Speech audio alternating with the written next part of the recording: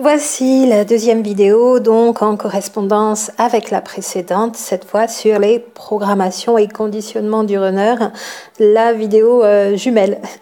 Alors vous avez déjà la conclusion de cette vidéo qui est la même que pour la précédente. Je ne vais pas vous emmener dans d'autres choses que ce qui a déjà été conclu. Par contre, je peux vous amener des compléments et 2-3 petits exemples de psychologie appliquée, je pourrais dire, donc plus concrets, pour comprendre cette conclusion que programmation et conditionnement chez un être humain et chez le runner et chez le chaser, c'est vrai aussi, c'est différent de traits de personnalité. Chaser, runner sont des traits de caractère qui constituent la personnalité. Programmation et conditionnement, eux, sont uniques à chaque individu chaser et à chaque individu runner. C'est la conclusion à laquelle je suis arrivée pour quelques raisons que je vous ai données dans la vidéo précédente et je pourrais vous résumer encore cette explication ici. C'est impossible pour moi, alors rien n'est impossible, mais c'est très difficile et très source d'erreur de vouloir extrapoler les programmations et conditionnements qui sont uniques à chaque chaser, uniques à chaque runner, et de les extrapoler au groupe chaser et au groupe runner. C'est une erreur qui vient de la confusion entre les deux, donc entre traits de caractère qui constituent la personnalité et programmation et conditionnement qui sont deux choses différentes. Alors reprenons le pourquoi de l'existence des programmations et conditionnements, qu'on peut appeler programme aussi. Programme, programmation, c'est la même chose. Programme, ce serait vraiment plus un terme informatique. Programmation, ce serait un terme plus psychologique de la psychologie des profondeurs. Les fausses croyances entraînent les peurs. Peurs qui elles-mêmes entraînent les programmations et conditionnements qui influencent la personnalité, qui forgent pour partie la personnalité. Mais il n'y a pas que ça qui forge la personnalité. Il n'y a pas que les programmations et conditionnements induits par la peur, par les peurs, elles-mêmes induites par les fausses croyances. Vous voyez, on peut fonctionner dans tous les sens, de gauche à droite et de droite à gauche. Ce sont des choses, fausses croyances, donc, qui sont de deux natures. Selon leur nature, les peurs induites n'auront pas le même impact sur l'individu qui a ces peurs induites par ces fausses croyances qui peuvent être de deux natures. Comment on détecte ces fausses croyances au niveau de l'inconscient ? De manière très simplifiée, ce serait un petit peu plus à étoffer bien sûr dans mon propos, mais on identifie ces fausses croyances en examinant ce qui se passe, et de très près, dans notre vie, à chacune et chacun d'entre nous sur Terre. La psyché et le corps d'une personne ont un fonctionnement unique. Ils sont uniques et individuels. Et leur programmation et conditionnement, induits par des peurs, elles-mêmes induites par des fausses croyances, sont aussi uniques et individuels. Il n'y a pas d'extrapolation possible à un groupe d'individus et notamment il n'y a pas de programmation et conditionnement commun à tous les chasers, même s'il n'y en avait qu'une, ce serait déjà une seule programmation ou un seul conditionnement commun à tout le groupe chaser. Ça n'est pas envisageable pour moi, c'est une erreur que de penser comme ça, et l'erreur vient de la confusion entre traits de caractère qui constituent la personnalité et programmation et conditionnement. Encore plus, si on voulait dire, tous les chasers ont ces 3 programmations, ou 10 programmations, ou 50 programmations. Pareil, qu'il y en ait une ou 100, c'est une erreur de compréhension entre ce que sont les programmations et les conditionnements et tout le reste. Ça peut venir donc déjà je parlais de psychologie des profondeurs qui n'est pas enseignée à l'université, donc cette erreur peut venir de la confusion dans le fait d'avoir repris une compréhension incomplète d'une psychologie, elle aussi incomplète, et parfois même, j'ai bien envie de le dire comme ça, chez certaines personnes porteuses d'enseignement psychologique, elle est carrément à certains moments déviante, cette approche psychologique dans une psychologisation à outrance d'ailleurs. Autrement dit, existe-t-il des êtres sur cette terre qui attirent donc dans leur compréhension des êtres humains, d'autres êtres dans les profondeurs du néant? C'est ce que je veux entendre par déviant et je réponds oui. Partout et tout le temps sur Terre, il y a ce genre de comportement qui nous emmène dans les profondeurs. Alors, pour certaines, c'est certaines personnes menées par un ego donc qui veut le pouvoir, la renommée, briller, la célébrité, la gratification. Et puis pour d'autres, tout simplement, c'est un ego complètement manipulé qui emmène tout un groupe d'êtres humains dans les profondeurs des abysses et du néant. C'est simplement motivé par le tiroir caisse. Mais c'est à vous, c'est un grand entraînement au discernement ici, parce que on est vraiment sujette en tant que personne sur un parcours d'éveil, et les flammes jumelles sont sur ce parcours d'éveil, bien éveillées déjà avant la rencontre et qui continuent leur parcours d'éveil après. Nous sommes vraiment sujets et sujettes à beaucoup de peaux de banane et de dévoiement sur le parcours. Et les peaux de banane, ça peut faire très mal. Si on tombe, on peut se casser la tête. Alors pourquoi ? Parce que la Terre s'éveille aussi, l'humanité s'éveille, on passe à un autre paradigme, à une autre existence. Les flammes jumelles en sont le témoin pour moi, c'est la raison aussi pour laquelle je peux donner cette réponse à la question pourquoi il y a beaucoup de flammes jumelles aujourd'hui et c'est pas un phénomène auquel on assistait avant, parce que l'humanité s'éveille, parce qu'elle passe à un niveau de conscience supérieur, parce que la Terre passe à un niveau de conscience supérieur, passe sur un plan à un niveau vibratoire supérieur aussi, et qu'il y a une partie d'être, d'énergie qui réside encore sur cette terre, qui ne veut pas de cette évolution, donc qui tire vers le bas. Et de la psychologie incomplète, de la psychologie déviante, de la copie de la psychologie incomplète et déviante, et de la copie de la psychologie incomplète et déviante, ça peut donner vraiment des personnes qui tirent vers le bas. Alors comment faire pour pas être tiré vers le bas? Usez de votre discernement encore, et puis voyez à un niveau vibratoire quand les choses résonnent ou pas.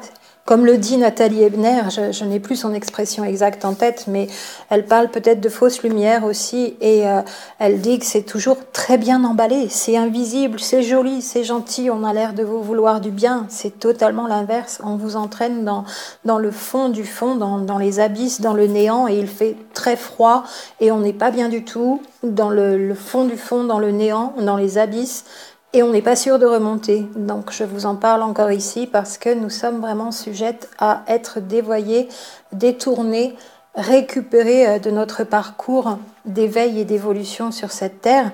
Et c'est comme ça que ça marche, il faut en prendre conscience. Non, on n'est pas ici dans la bulle de flammes jumelles, comme j'aurais pu croire peut-être plus ou moins au début, dans un univers protégé, dans une bulle de bisounours. C'est même peut-être là que c'est le plus terrible et le plus destructeur, à l'image de cette société qui marche sur la tête et qui fonctionne à l'inverse, et de ce qui nous imprègne en tant qu'humanité dans la pensée perverse inversionniste toujours et encore. Alors, dans ces fausses croyances qui entraînent des peurs, qui entraînent des programmations et des croyances, on a en résultante des mémoires d'événements qui se sont produits à cause de tout cela, et ces mémoires sont enquistées dans le corps, et à un niveau vibratoire et énergétique, on peut aller les rechercher. Quelques exemples. Un exemple en psychologie appliquée, un exemple tout simple. Toutes les personnes empathiques sont hypersensibles. Vous voyez, on peut prendre le groupe empathe et voir qu'elles sont hypersensibles. On l'a étudié, ça se dit maintenant partout, on le sait, beaucoup plus de personnes empathiques qu'avant sur Terre, et ce sont toutes des personnes hypersensibles. On peut extrapoler au groupe. Toutes les personnes pouvant faire preuve de compassion, c'est un degré supérieur par rapport à l'empathie, sont d'une grande sensibilité, mais ne sont plus en hyper, et cultivent en même temps, du fait d'avoir réussi à ne plus être dans l'hypersensibilité, mais dans une grande sensibilité qui ne les déborde pas, elles cultivent en même temps pour moi à la fois la neutralité émotionnelle, neutralité des sentiments, et puis une grande constance, une grande ouverture de conscience. Chez les empathiques, qui sont hypersensibles, peut-être qu'il y a de ça, et d'autres choses encore en plus à rajouter sûrement, une ouverture de conscience qui a démarré, mais qui n'est pas encore terminée, c'est-à-dire elle n'est pas encore au maximum de ce qu'elle peut être, cette ouverture de conscience. Et entre autres choses qui avancent dans l'évolution de chaque personne empathique, mais qui n'est pas encore aboutie. On peut donc décrire le groupe empathe comme étant hypersensible, et puis le groupe compassion comme étant donc notamment dans la neutralité émotionnelle et capable donc de donner cette compassion aux autres. Autre exemple appliqué, le runner, puisque nous sommes dans cette vidéo sur le runner et les programmations et conditionnements qui lui sont propres, individuels. À chaque runner, il y a certaines programmations, à chaque chaser, il y a certaines programmations.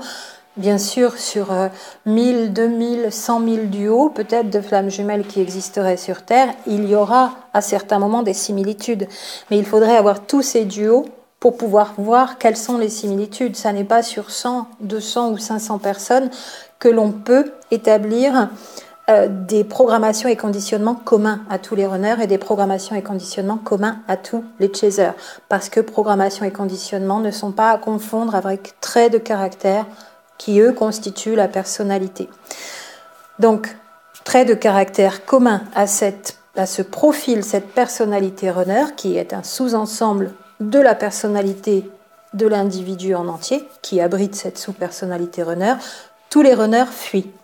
C'est un comportement commun à toutes les personnes qui se retrouvent dans ce profil, et il y a fuite à divers degrés. Il y a eu relation ou pas relation, donc plus ou moins classique de couple. Il y a une fuite longue dans le temps et très éloignée, donc des personnes qui quittent un emploi, qui déménagent pour vraiment tourner le dos à l'autre, et puis d'autres qui travaillent dans la même entreprise, qui vont simplement ne plus parler à leur chaser. Mais tous les runners fuient à des degrés divers. Peut-être les runners femmes s'éveilleraient plus vite à la particularité de la relation, parce qu'elles le ressentent aussi, pas forcément tout de suite, mais cet amour puissant, à un niveau vibratoire, les deux le ressentent. Et elles s'éveilleraient peut-être plus vite à la particularité de la relation que les runners hommes. Mais à voir au cas par cas, puisque ce sont des programmations et conditionnements qui bloquent ces réunions et ces éveils à cet amour qui est unique parce que concerne vraiment deux personnes qui sont très proches dans leur connexion d'âme, s'il y a deux âmes jumelles, ou sont carrément confondus quant à leur vibration d'âme, si ce sont des flammes jumelles, une seule âme commune pour ces deux êtres incarnés, ces deux corps, ces deux personnalités. Tout cela reste encore théorique à démontrer, ce sont des hypothèses et des suppositions, il n'y a pas d'affirmation absolue, c'est toujours du conditionnel, bien sûr. Seulement donc ce runner et ces runners qui fuient tous, le groupe runner ont ce trait de caractère en commun. Un runner en particulier a des programmations uniques. Et vous, chaser, dans l'autre sens, en correspondance, vous aurez ces mêmes programmations uniques en effet miroir. Alors j'ai émis l'hypothèse du miroir inversé pour les flammes jumelles, une seule âme de corps, et le miroir amplifié pour les âmes jumelles, deux âmes de corps. Cette fuite du runner envers son chaser ne pourra cesser que quand il aura ce chaser précis, individu, unique, il aura identifié à un niveau psychologique ses programmations et ses conditionnements qui lui sont propres, qui lui sont uniques. Il n'y a que lui, ce runner, femme ou homme, qui a ses programmations et ses conditionnements. Et il n'y a que son chaser en regard, en effet miroir, qui a ces mêmes programmations et conditionnements. À un niveau psychologique, on les identifie, à un niveau énergétique, on les guérit, en simplifiant, parce qu'on ne sait pas en un claquement de doigts non plus. Donc, je pourrais dire aussi, et j'en arrive à la conclusion, ce sera un petit peu plus court ici, en examinant les programmations et conditionnements uniques de ce runner unique, on a l'identification de ce qui bloque et on peut être amené à en faire la guérison. Comment elle va se faire? Va-t-elle réussir? Combien de temps? Ça, c'est des questions qui sont uniques pour chaque runner et uniques pour chaque chaser, donc uniques pour chaque duo. Mais vous avez la progression de comment ça se passe entre le psychologique et le corporel, physique, énergétique dans toutes mes vidéos précédentes. Et ça va changer cette fameuse personnalité runner ici. De la même façon, identifier les programmations et conditionnements uniques qui appartiennent au chaser en correspondance va lui changer aussi sa personnalité, ses traits de caractère. Voilà pourquoi l'équilibre yin-yang dans sa personne se fera aussi. Et voilà pourquoi on progresse sur ce chemin où on s'ajuste l'un à l'autre en ayant identifié ces programmations et conditionnements qui nous sont uniques et individuels à chacun d'entre nous, sur une personnalité qui, elle, a des traits de caractère communs à tout le groupe runner et à tout le groupe chaser, et plus ou moins communs selon la connexion rapprochée que l'on a ou une connexion plus élargie. La conclusion à cette vidéo donc est la même que la précédente et pour toutes les raisons déjà invoquées dans la vidéo qui est en regard, donc sur programmation et conditionnement du chaser. Ce sont des vidéos jumelles. Il n'est pas possible d'extrapoler pour moi des programmations et conditionnements communs à tous les chasers et pareil de les extrapoler à tous les runners. Ce serait faire confusion entre traits de caractère qui concernent la personnalité et qui sont internes à l'intérieur et programmation et conditionnement qui, eux, viennent de l'extérieur et qui sont deux phénomènes différents. Je sais que ça peut être décevant. Je sais qu'un titre comme ça, que mettre comme titre à une vidéo, c'est toujours pas évident et on peut pas y passer non plus des lustres pour chaque vidéo à bien choisir son titre. J'accorde plus d'importance au contenu parfois qu'au titre. Alors je ne fonctionne pas peut-être comme tous les youtubeurs qui veulent pousser leurs vues, leurs abonnés et puis être super bien classés. Je préfère vraiment ici progresser avec vous et pour moi et pour vous dans la qualité et non pas dans la quantité. Et de vous dire que les runners auraient telle programmation et conditionnement et les chasers auraient telle programmation et conditionnement, ce serait aller vraiment dans une impasse, ne pas être honnête et sincère, et ça me serait difficile, je ne sais pas faire. Et je préfère être pleinement honnête, donc, et peut-être vous décevoir un peu plutôt que de vous emmener dans des méandres abyssales. J'avais donné cette image juste avant, des abysses où c'est froid et pas agréable, et c'est vraiment pas mon univers. Moi, je suis de plus en plus... À quel point, ça c'est à moi de le voir et à vous de le jauger et de le juger par rapport à mes propos, bien sûr, mais je suis de plus en plus dans un univers chaud, réconfortant, plein d'amour et plein de lumière, et je ne veux pas qu'on m'emmène vers le fond, et je n'ai pas, moi, à cœur d'être dans des imprécisions, des erreurs et des confusions qui risqueraient de vous emmener vers le fond parce que je n'aurais pas fait attention, donc je prends beaucoup de précautions. Voilà pour les programmations et conditionnements, à la fois du runner et du chaser qui existent bien, mais qui sont individuels, impossibles d'extrapoler au groupe. À très bientôt pour la suite.